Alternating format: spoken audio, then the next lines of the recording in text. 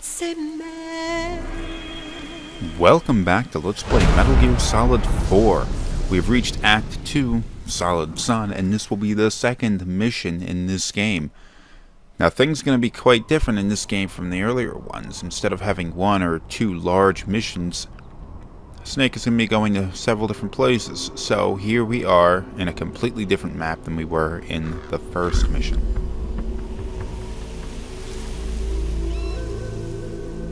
This act is going to take place in a much less urban environment. Still be buildings and all, but it's going to be much more outdoorsy, if you know what I mean. Crap.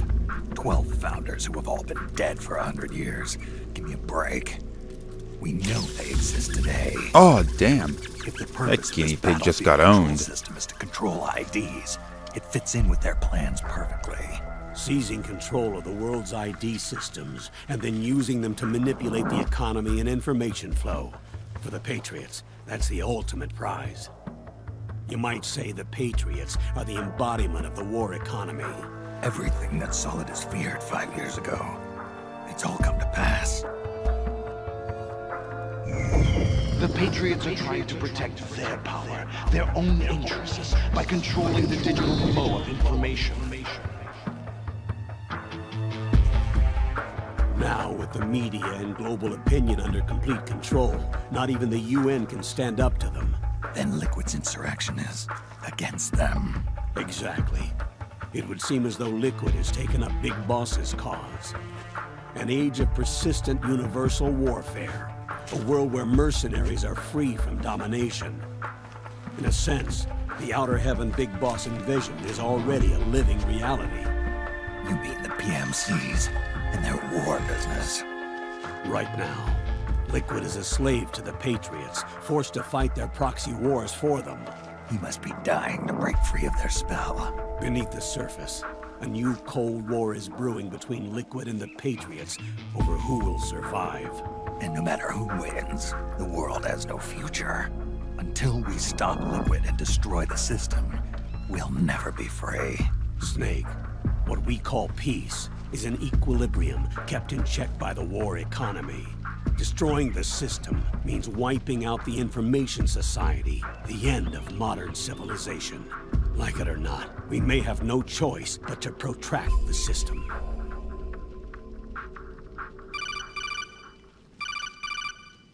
Snake, here's what we know about the current battle. Rebel guerrilla units are advancing on the base of the government PMC troops. That base appears to be Liquid's safe house. According to Naomi's data, she's being held prisoner inside the compound. That's where she is. Assuming the data is correct. And one more thing. What now? The government PMC troops have been operating at high altitudes. We have reports that it's starting to upset the balance of the nano-machine control system. Meaning? Meaning the low blood oxygen content seems to have an effect on their nano-machines, giving them a slight edge in battle. Be careful. Steer clear of altitude sickness. Got it.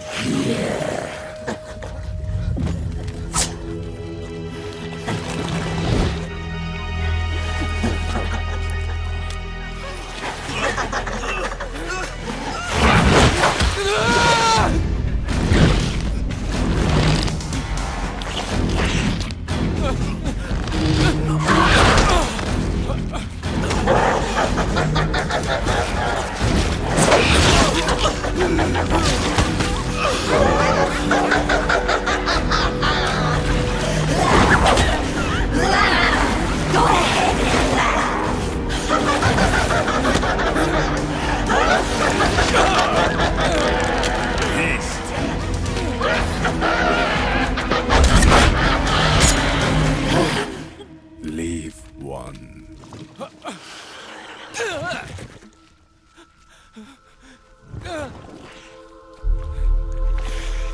Don't forget this face.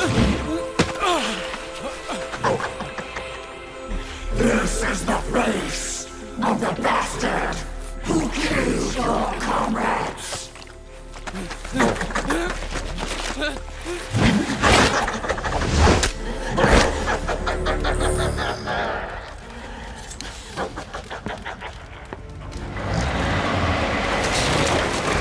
More guerrillas will be coming to storm the safe house. He must be among their numbers. Sooner or later he will come. Don't let down your guard.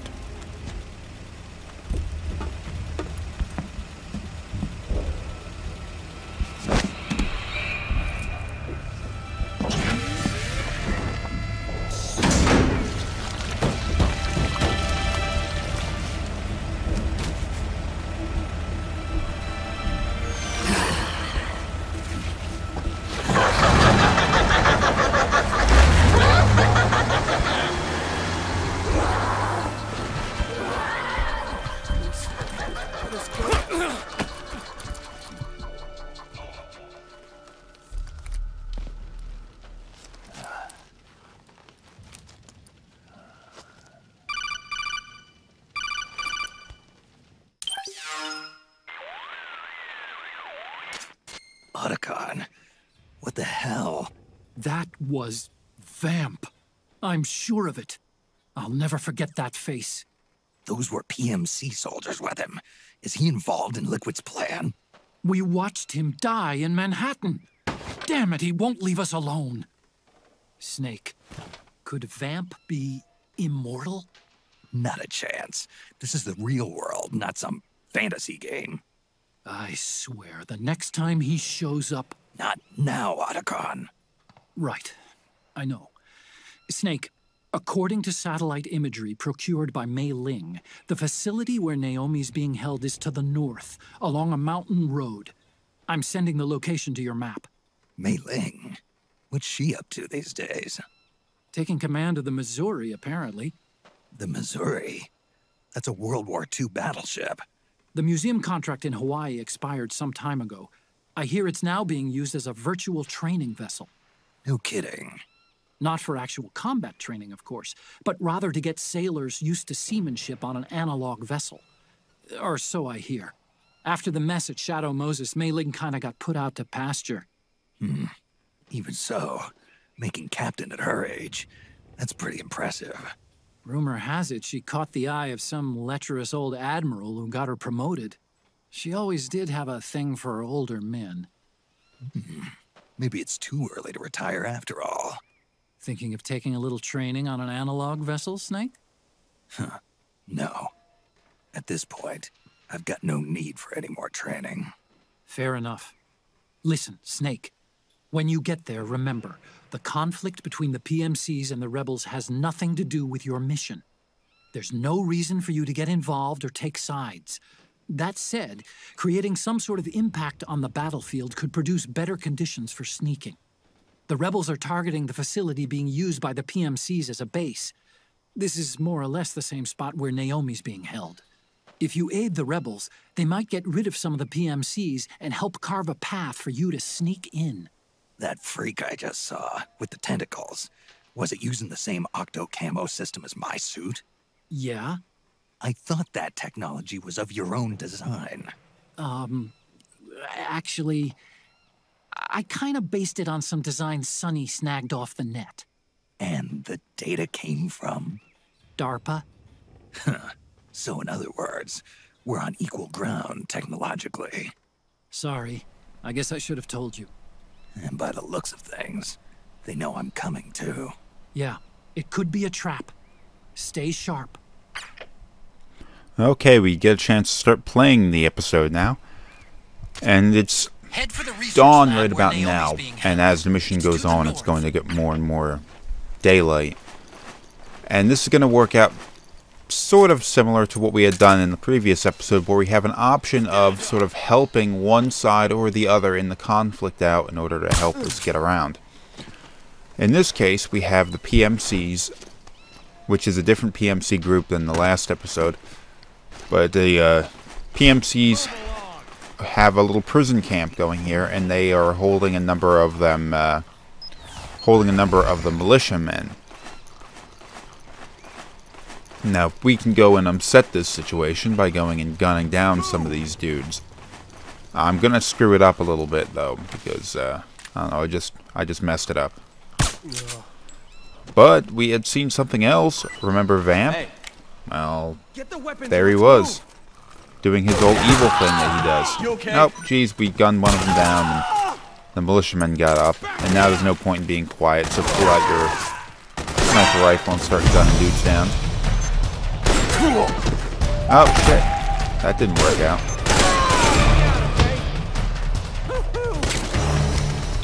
But we had Vamp here, as well as one of those, the octopus-looking monster lady that we had seen in the scene about 3 episodes ago.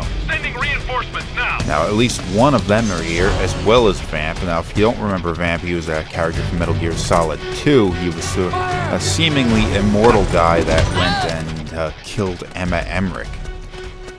He could run on walls, walk on water, jump around, throw knives, and take bullets to the head and not die. So what's this all about? And we had thought he had died because Raiden had shot him through the head a couple more times, and he fell into the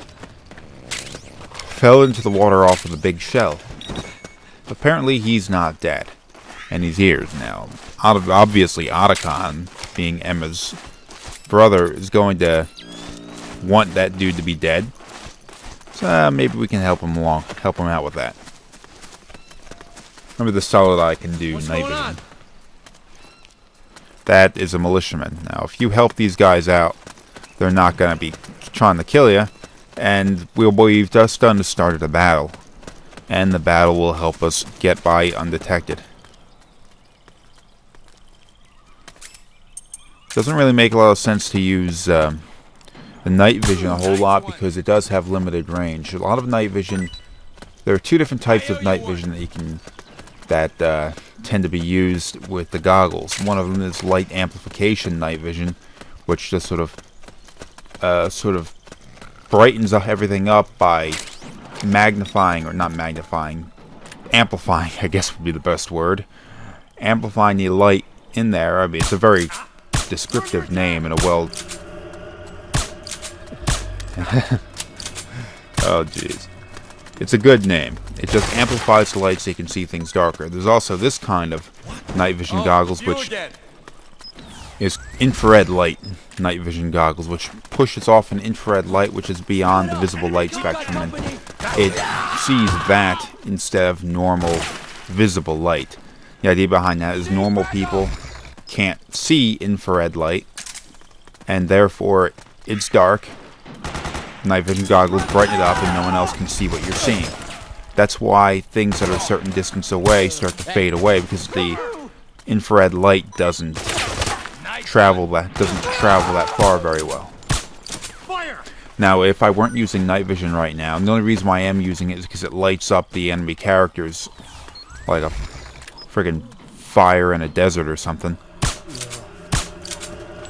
But if I were to take the night vision goggles off, you would see that it's no longer really dawn. Everything's brightened up a bit. This is HQ. Acknowledged. Sending reinforcements. Footsteps. Use extra caution. Getting a codec call, I think. Footprints. You can follow those in night vision mode too.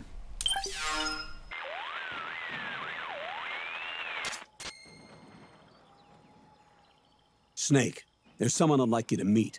A member of the mission staff. A psychological counselor. Psychological counselor? A lot of soldiers can't handle the stress of battle, end up panicking. She'll be useful in helping you understand the mindset of both the PMC and rebel soldiers. She? Rosemary.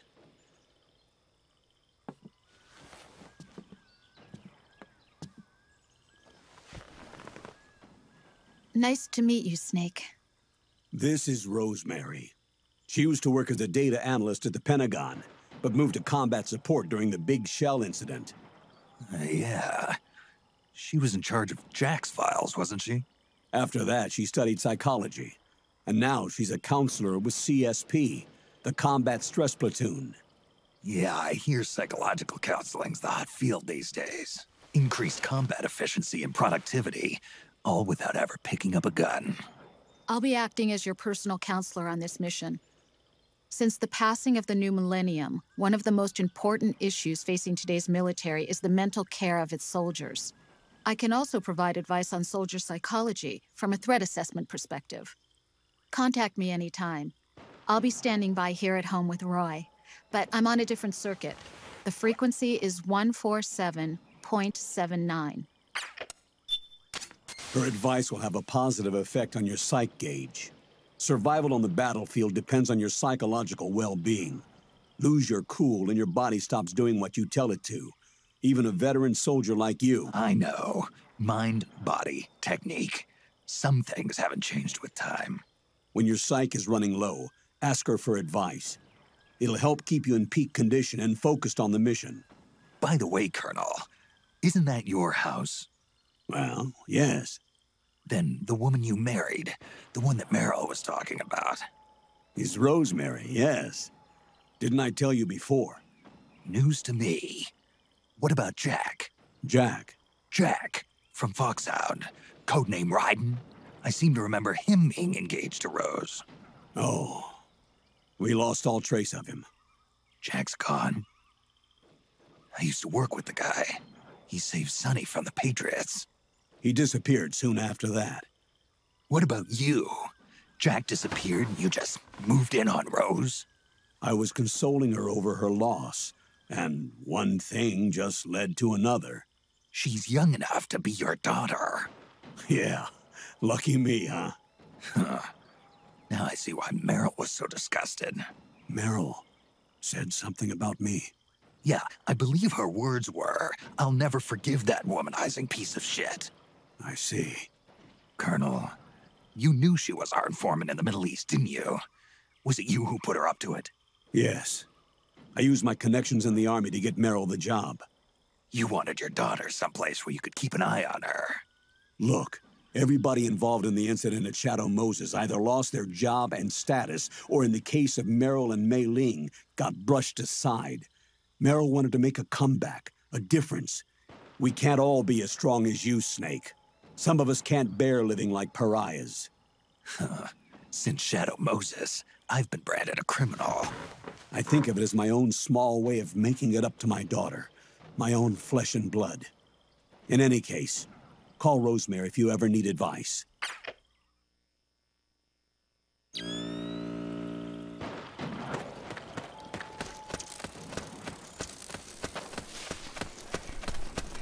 So Rose is here. Well, she's living with Colonel Campbell. Apparently they're married. Now, Rose was a character from Metal Gear Solid 2, another one of those, and she was the girlfriend of Raiden. Apparently, things haven't really worked out too well for them, and they're separated, and Rose is gone and hooked up with Colonel Campbell. That's kind of ew, you know. Campbell's how old? I'm not sure how old Rose is. But she was talking about a new feature in this game, which I'm a little bit surprised that they didn't talk about in the first act of the game. They waited until the second act of the game to bring it up, which is the psych gauge. And you can see this underneath of Snake's life gauge. And it's essentially taking the place of what in Metal Gear Solid 3 was the hunger gauge. Now, this is sort of a better version of that because it sort of does the same thing. Once you run out of psych, just like when you run out of hunger, you sort of, your aim gets all wobbly and you can't really fight as well as you were before. In Metal Gear Solid 4, however, you do not, I repeat, not need to run around eating things all the time in order to replenish this gauge. What this does, though, is if Snake gets into a stressful situation, he will begin to lose psych, and if it gets too low, he'll aim will get all messed up. But really, the only way to replenish that is to sort of stay in a bit of a calmer state. There's also some items we're going to get a little later on in the game which will replenish the psych gauge, but it's not something you really want to rely on too much. So just don't put Snake through the ringer, if you know what I mean. And the explanation for this is he has gotten older now, and he can't just push and push and push his body through everything that he might have to deal with. Also, you don't want to run around crouched like this all the time, because it'll eventually hurt Snake's back, and he'll start like groaning and stuff, which will give away his position. Now, there we go. First loading screen of the act. That entire distance that we've gone up until this point was done in one environment, which is bigger. Oh shit! Who is this? Snake. That voice. There's an ambush ahead. Government and PMC troops. You could be shot from anywhere. Watch your surroundings. Look to the distance. Is this Jack? Jack is dead. Snake, I'm at your side. Wait. An ambush up ahead. Jeez, how many mysterious strangers do we have helping us out during all of this? I mean, come on. There's always one, though, isn't there? Okay, they say there's an ambush up ahead. You just don't want to be heading down the middle of this canyon. You'll get shot by snipers. So you're going to want to go up to the right. I guess it's optional, although I don't think I've ever tried going another direction, really. But you go to the right and you can sneak up on some of the snipers. Now be careful, because there will be sentries all over the place that'll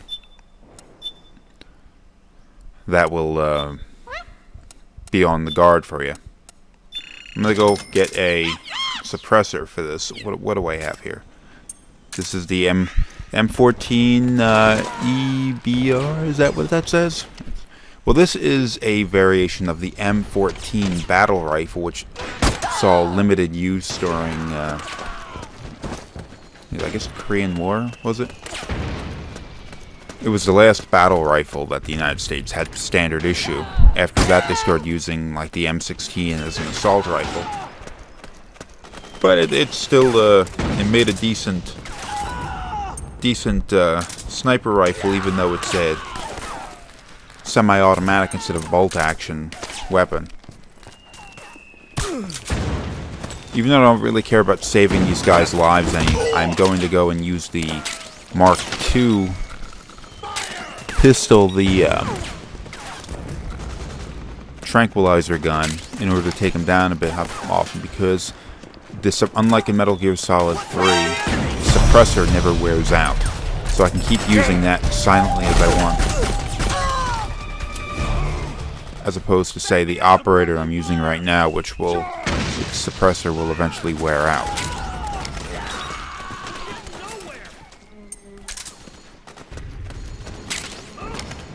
There's not really a whole hell of a lot of places in the game where it's really necessary, or probably even a good idea, to use a sniper rifle, but this is one of them.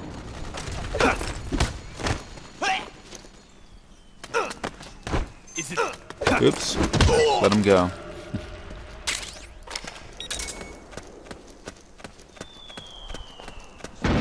Up here you can start sniping around all you want, although you gotta be careful. If you're gonna go and just start gunning people down like a lunatic, you'll never actually win the battle. You can stay out here and gun down as many PMCs as you want.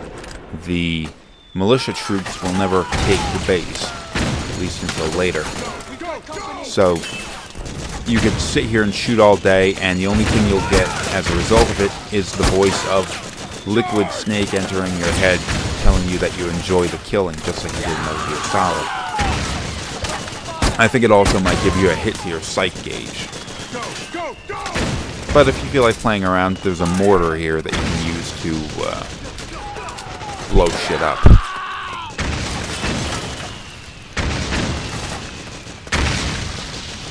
Oh, they're blowing up all over the place.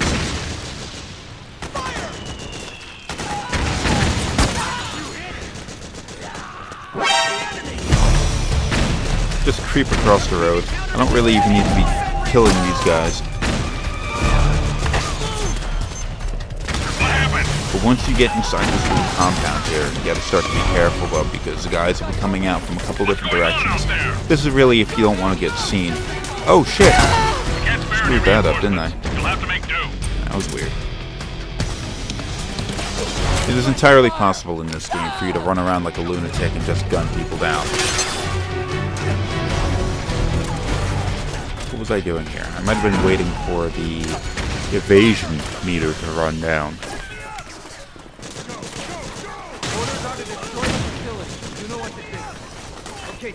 There we go.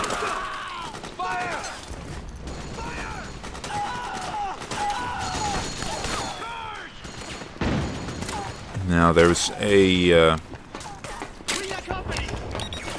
fenced-in area in the back here that you can go and check out if you feel like.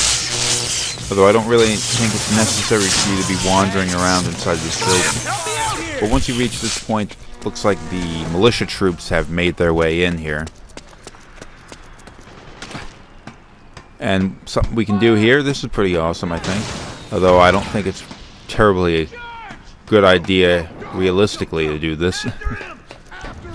Run up here, hop over the side, and crawl across this power line. Now, I can't remember if there's anything you have to do before this, if you have to go and kill the power or not. It seems to happen anyway. What the fuck? Seems to happen anyway.